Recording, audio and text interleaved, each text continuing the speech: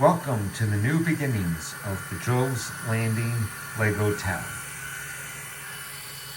We are beginning with our automated components first because it's a real pain to put them in later.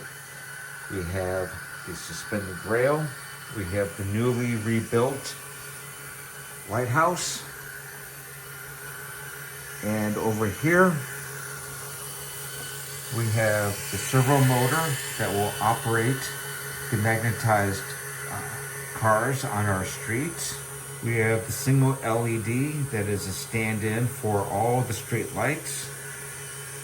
And what's not on the board yet is a light sensor that will detect ambient light, so we can have our lights turn on and off depending on the room lights. The lighthouse comes with both light and a motor. They are powered by a battery that will not be feasible in the Lego town.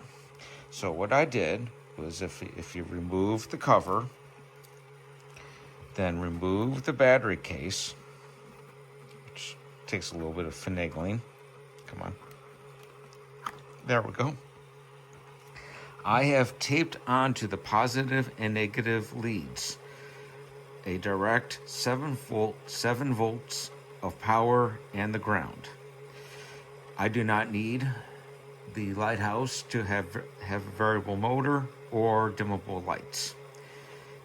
And those are connected to a Lego power function wire where it has 4 conduits, constant 7 volts, a ground, and then the middle 2 wires are variable voltage for control, which I am currently not using.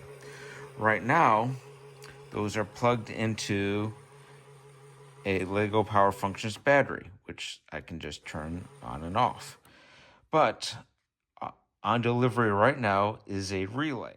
As I was making the last video, the relay was delivered and it took me just a couple minutes to wire it in.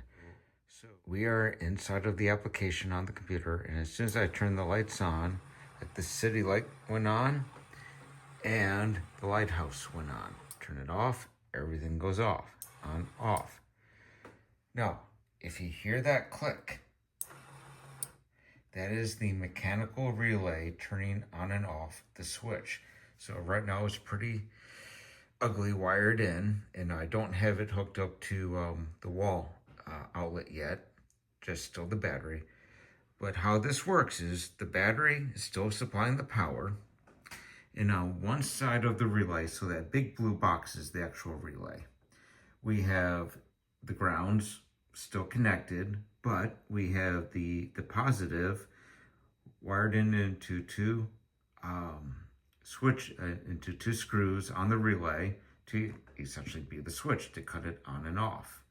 And then on the other side is the control side, where we have power, ground, and the control signal.